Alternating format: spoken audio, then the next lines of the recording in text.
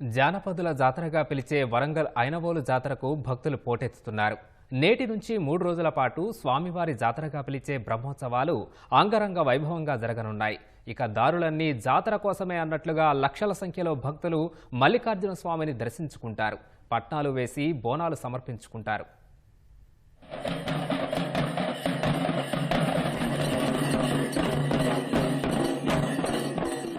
సంక్రాంతి పండుగ వచ్చేసిందంటే చాలు ఊరంతా సందడే సందడి. ఇక దీనికి జాతర కూడా తోడైతే ఆ సందడి సంరంభం మాటల్లో చెప్పలేం. సంక్రాంతి పండుగ రోజుల్లో జరిగే వరంగల్ ఐనవోలు మల్లికార్జున స్వామి బ్రహ్మోత్సవాల ప్రత్యేకత అంతా ఇంతా కాదు. శివసత్తుల పూనకాలు, ఒగ్గు పూజారుల ఆటపాటలు, గజ్జెలాటల నృత్యాలు, పసుపు బండారిని మహాప్రసాదంగా భావించే భక్తజనం. గొల్లకేతమ్మ, బలిజె మేడలమ్మ సమేతంగా కొలువైన మల్లికార్జున స్వామి దర్శనానికి రాష్ట్రాలు దాటొచ్చే భక్తులు. ఇలా చెప్పుకుంటూ పోతే ఒక్కటేంటి, అన్నీ విశేషాలే.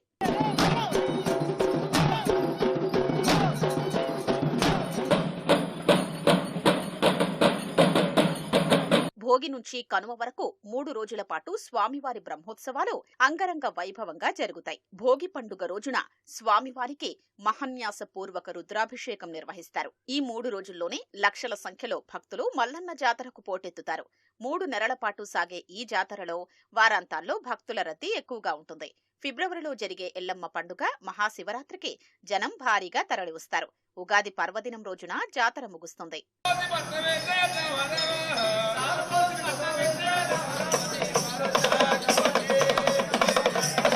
హనుమకొండ జిల్లా ఐనవోలు మండల కేంద్రంలో కొలువైన ఈ దేవాలయానికి ఘన చరిత్ర ఉంది. కాకతీయుల పాలనలో ఈ దేవాలయం నిర్మించినట్లు ప్రసిద్ధి. భక్తులు కోరిన కోర్కెలు తీర్చే కోరమీసాల మల్లన్నగా స్వామిని పూజిస్తారు. బోనాలు సమర్పిస్తే అనుకున్నది జరుగుతుందని భక్తుల విశ్వాసం. ఒగ్గు పూజారులతో భక్తులు పట్నాలు వేయడం ఇక్కడ ఆనవాయితీగా వస్తోంది. కుటుంబ సమేతంగా వచ్చి 3 రోజుల పాటు మొక్కులు చెల్లిస్తుంటారు. ఇక్కడ పసుపు బండారే ప్రసాదం.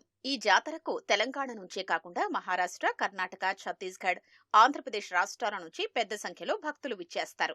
శ్రీ మల్లికార్జున స్వామివారి దేవాలయము, ఐనవోలు గ్రామము. ఈ దేవాలయము 9వ శతాబ్దంలో పశ్చిమ చాళుక్యుల 6వ రాజు అయినటువంటి త్రిభువనమల్లు బిరుదాంగదుడు విక్రమాదిత్యుడు నిర్మించినట్టుగా మనకు శాసనాల ద్వారా తెలియబరుస్తున్నారు.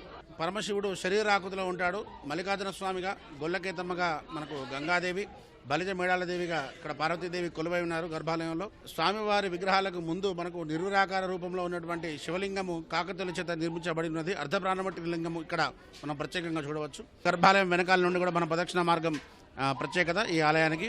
ప్రతి సంవత్సరము యథావిధంగా ప్రతి సంక్రాంతికి ఇక్కడ ఈ ఐలేని మల్లన్నకు వచ్చి ఇక్కడ బోనాలు సమర్పించుకొని గుడి లోపల నగరపట్నం సమర్పించుకోవడం మా పూర్వీకుల నుంచి ఆచారంగా వస్తుంది. అదే పద్ధతిని మా నాన్నగారు తర్వాత మేము కూడా దాన్ని కొనసాగిస్తున్నాము. మేము ఒగ్గు పూజారులము. చాలా ఏ విధంగా ఎంత కష్టం వచ్చినా, ఎన్ని బాధలు వచ్చినా సంక్రాంతికి ప్రతి సంవత్సరం మర్చిపోకుండా ఐలవేణి మల్లన్న దగ్గరికి వచ్చి దర్శనం చేసుకొని ఇక్కడ పటాలు కొట్టడము, పూజలు చేయడము, ఇవి మేము మా వెలువేల్పు మల్లన్న దేవిని మరవకుండా పూజలు చేసుకుంటున్నాము. ఒక 15 సంవత్సరాల నుంచి వస్తాం మేము. ఆ భగవంతుని దగ్గరికి వస్తే మాకు అనుకున్న పనులు కూడా అన్ని మంచిగా అవుతున్నాయి. కాబట్టి మా ఒగ్గు బృందాలు చాలా వచ్చినాయి, చాలా మంది కూడా వస్తున్నాం. మాకు దేవుని కాడికి వచ్చినందుకు సంతోషంగా ఉంటుంది. ఆ ఇలవేని మల్లికార్జున స్వామి కోరిన కోరికలు కడతీరుతారు. కాబట్టి ఆ మల్లన్న దగ్గరికి వచ్చి ఈ సంక్రాంతి మొదలుకొని 7 వారాలు నిట్టేడు పూజలతోటి ఆ భగవంతుడు మల్లన్న స్వామిని వేడుకుంటాము. సంక్రాంతి పండుగ రోజు రాత్రి జరిగే ప్రభా బండ్ల వేడుక జాతరకే ప్రత్యేక ఆకర్షణగా నిలుస్తుంది. కాకతీయుల కాలం నుంచే ఐనవోలు గ్రామానికి చెందిన మార్నేని వంశస్థులు ఆలయ బాధ్యతలు చూసుకునేవారు. 1969 సంవత్సరంలో ఆలయ నిర్వహణను స్వచ్ఛందంగా దేవాదాయ శాఖకు అప్పగించారు. సంక్రాంతి రోజు మార్నేని వంశస్థుల ఇంటి నుంచి ప్రత్యేకంగా అలంకరించిన రథాన్ని దేవాలయం చుట్టూ తిప్పుతారు.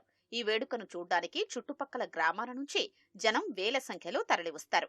ఐనవోలు శ్రీ మల్లికార్జున స్వామి బ్రహ్మోత్సవాలకు ఆలయ అధికారులు అన్ని ఏర్పాట్లు చేశారు. సంక్రాంతి నుంచి ఉగాది వరకు కూడా 3 మాసాలు కూడా ప్రతి ఆదివారం, బుధవారం కూడా ఈ ఉత్సవాలు జరుగుతుంటాయి.